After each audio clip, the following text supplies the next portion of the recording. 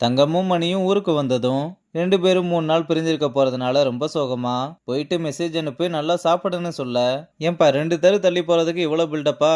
நீ வேணும்னா இறங்கிக்கிறியான்னு ஆட்டோக்கார அண்ணனும் கேட்டதும், என்ன பார்த்தா மட்டும் கலாய்க்கணும்னு தோணுமா? ஒரு நிமிஷம் அமைதியா இருங்கன்னு சொல்லிட்டு தங்கத்துக்கும் பாய் சொல்லிட்டு அவனோட வீட்டுக்கு போறான். இங்க மாத்தையன் தியோ கிட்ட நான் உங்க வீட்டுக்கு வந்தா ஓகேவா?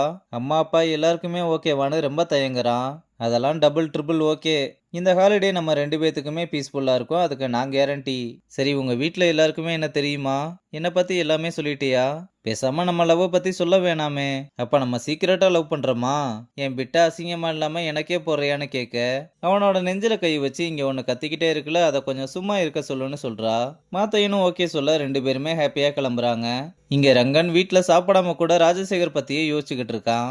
அப்புறம் வேகமா ருக்மணி கிட்ட வந்து ராஜசேகர் அடுத்து என்ன பண்ண போறான்னு மண்டைக்குள்ள ஓடிக்கிட்டே இருக்குன்னு சொல்ல, போதும் நிறுத்து. இந்த அகாடமியை தாண்டி உனக்குன்னு ஒரு பர்சனல் லைஃப் இருக்கு, அதை மறந்துட்டியா? எனக்கு மட்டும்தான் இருக்கா? உங்களுக்குன்னு ஒரு பர்சனல் லைஃப் இருக்குல்ல. நான் உங்க பையன் மாதிரி தானே. நான் இங்க வந்தா என்ன? நான் இப்ப என்னதான் பண்ணணும்னு நீங்களே சொல்லுங்க. டேய், எனக்கு பர்சனல் லைஃப் இல்லைன்னு யார் சொன்னது? எனக்காக ஒருத்தவங்க வெயிட் பண்ணிக்கிட்டு இருக்காங்க. அவங்கள பாக்குறதுக்காக தான் நான் இப்ப கிளம்பிக்கிட்டு இருக்கேன்னு சொல்றாங்க. ரங்கனும் அப்படி எனக்கு தெரியாம யாருன்னு யோசிச்சு பார்த்து, ஓ அந்த தாஜ்மஹாலா, சரி சரி நான் கிளம்புறேன், நீங்க போயிட்டு வாங்கன்னு சொல்லிட்டு கிளம்புறான். இங்க தங்கம் வந்து அவங்க அம்மா கிட்ட, துணி ஏதாவது துவைச்சிருக்கியா, காயப்படணுமா, இல்ல வத்தல் ஏதாவது காயப்படணுமான்னு கேட்டுக்கிட்டு இருக்கும்போது, அப்ப அவங்க அப்பா வந்து எதுக்கு வெயில்ல போகணும்னு துடிக்கிற, பேசாம வீட்லயே இருன்னு சொல்லிட்டு போறாரு. அம்மாவும் மிஷின்ல துணி போட்டிருக்கேன், முடிஞ்சிருச்சுன்னா போய் காயப்போடுன்னு சொல்லி அனுப்புறாங்க. உடனே தங்கமும் ரொம்ப சந்தோஷமா போறத பார்த்து அம்மா இவளோட நடவடிக்கை எதுவுமே சரியில்லையேன்னு நினைக்கிறாங்க. இங்க தியோ அவங்க வீட்டுக்கு வந்ததும் காலிங் பெல் அடிக்க, மாத்தையன் ரொம்ப பதட்டமா இருக்கான். அப்ப அப்பா வந்ததுமே ஓடி போய் கட்டி பிடிச்சுக்கிறா. அப்பாவும் தியோவை பார்த்து என்னம்மா இப்படி இழைச்சு போயிட்டேன்னு கேட்க, அம்மாவும் வந்து அதையே கேக்குறாங்க. உடனே தியோவும் நான் எப்ப குண்டா இருந்தேன், எல்லாருமே இதையே கேக்குறீங்கன்னு சொல்றா. அம்மாவும் மாத்தையனை பார்த்து பாய்ஸ் டீம் கேப்டன் மாத்தையனான்னு கேட்க, அப்பாவும் கை கொடுத்து வீட்டுக்குள்ள கூப்பிடுறாரு. இங்க துளசி மறுபடியும் சென்னைக்கு கிளம்பிட்டா போல. ரங்கனும் வந்து இப்ப நீ எப்படி ஃபீல் பண்றேன்னு கேக்குறான். நீ வந்துட்டு போனதுக்கு அப்புறம் பரவாயில்லைன்னு சொன்னதும் அவளை இறுக்கமா கட்டிப்பிடிச்சு என்ன நடந்தாலும் யாராலும் நம்மள பிரிக்க முடியாது, இது ஒரு ஃபேஸ் தான், கண்டிப்பா கடந்து போயிரும்னு சொல்றான். நீயும் சென்னை வரேன்னு சொன்ன, வர முடியல. அதெல்லாம் இப்போதைக்கு தான். நீ இங்க வரும்போது நான் சுத்தி காமிச்ச மாதிரி நான் அங்க வரும்போது நீ சுத்தி காமிக்கணும்னு சொல்றான். இங்க தாத்தா மணியோட அப்பா கிட்ட, என் பேரன் எப்படி விளையாடுறான் பாரு, சச்சினுக்கு ஈக்குவலா விளையாண்டுகிட்டு இருக்கான்னு சொல்ல, லாஸ்ட் ஷாட் எல்லாம் பின்னிட்டான். பக்கத்து வீட்டுக்காரங்களும் புகழ்ந்து தள்ளிக்கிட்டு இருக்காங்க. அப்பாவும் வேகமா வந்து வேற ஏதாவது வீடியோ இருந்தா காமின்னு கேக்குறாரு.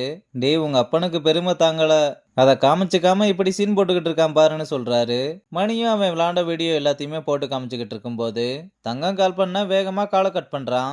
யாரா இப்ப கால் பண்ணதுன்னு கேட்டா, அது தங்கம் தாத்தா, என் கூட விளையாடுற பொண்ணு. நீங்க ஒன்றும் பயப்படாதீங்க, ஃப்ரெண்டு மாதிரி தானே சொல்றான். தங்கமும் காலை கட் பண்ணி விட்ட கடுப்புல எமோஜா அனுப்பிவிட, என்னன்னே ஒரே ஆங்கிரி பொம்மை மெசேஜா வருது. டேய் பசங்க பேசிக்கிட்டு இருக்கானுங்க, ஒரு நிமிஷம் எனக்கு உச்சா வருதுன்னு வேகமா இந்த பக்கம் வந்து அவளுக்கு கால் பண்ணி ஹாய் தங்கம்னு சொல்ல, என்னடா தங்கம் காலை கட் பண்ணி விடுற அளவுக்கு பிஸி ஆயிட்டேன்னு கேட்க, ஐயோ நான்லாம் பிஸி இல்ல, நான் இங்க காலக்கையர்கள் கும்பல் கிட்ட மாட்டிக்கிட்டேன். ஆனா இதுவும் ஒரு மாதிரி ஜாலியா த்ரில்லிங்கா தான் இருக்குன்னு 2 பேருமே ஜாலியா பேசிக்கிட்டு இருக்காங்க. இங்க அம்மா எல்லாருக்குமே சாப்பாடு பரிமாறிக்கிட்டு இருக்கும்போது, தியோ நீயும் ஒரு கேப்டன்னு சொன்னா ரொம்ப ஸ்ட்ரிக்டா இருப்பியான்னு கேட்டா, அதெல்லாம் ஒண்ணும் இல்லம்மா, மூஞ்சு மட்டும்தான் உருன்னு இருக்கும், ஆளெல்லாம் அப்படி இல்லைன்னு சொல்றா. அப்புறம் 2 பேருக்குள்ள இருக்க பாண்டிங்க பார்த்து என்ன கேப்டன் கேப்டன் ஃப்ரெண்ட்ஷிப்பான்னு கேட்க, சேச்சா கேப்டன் கேப்டன் ரொமான்ஸ்னு தியோ வளரிற. அப்பாவும் அம்மாவும் முறைச்சு பாக்குறாங்க. உடனே சமாளிக்கிறேன்ற பேருல, இல்ல டீம் பாண்டிங்லாம் நல்லா பாத்துக்குவான், என்னையும் நல்லா பாத்துக்குவான்னு மறுபடியும் வளர, மறுபடியும் சமாளிக்கிறேன்ற பேருல என்னென்னமோ ட்ரை பண்ண.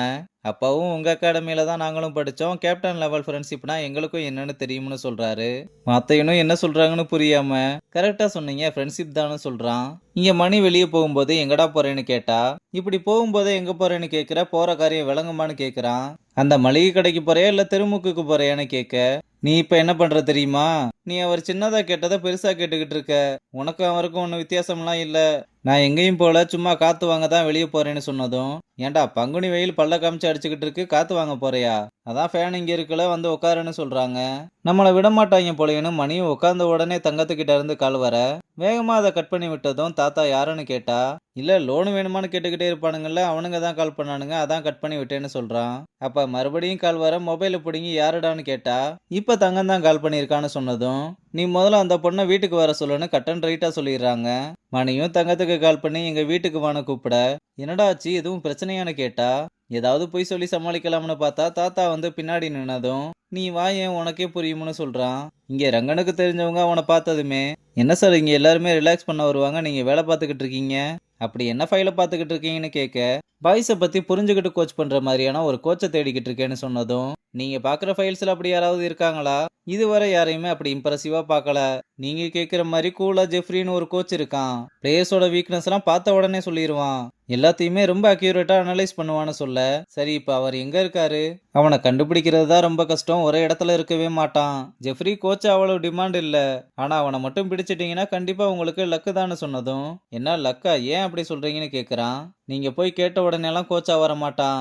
அவனுக்கு பிடிச்சிருந்தா மட்டும்தான் வருவான். நானும் அந்த கேட்டகரி தான். நீங்க எனக்கு அவரோட ப்ரொஃபைல் அனுப்புங்க, மத்ததெல்லாம் நான் பாத்துக்கிறேன்னு சொல்றான். ஒரு வழியா பாய்ஸ் டீமுக்கு ஒரு நல்ல கோச் கிடைக்க போறதோட இந்த எபிசோட முடிச்சிருக்காங்க.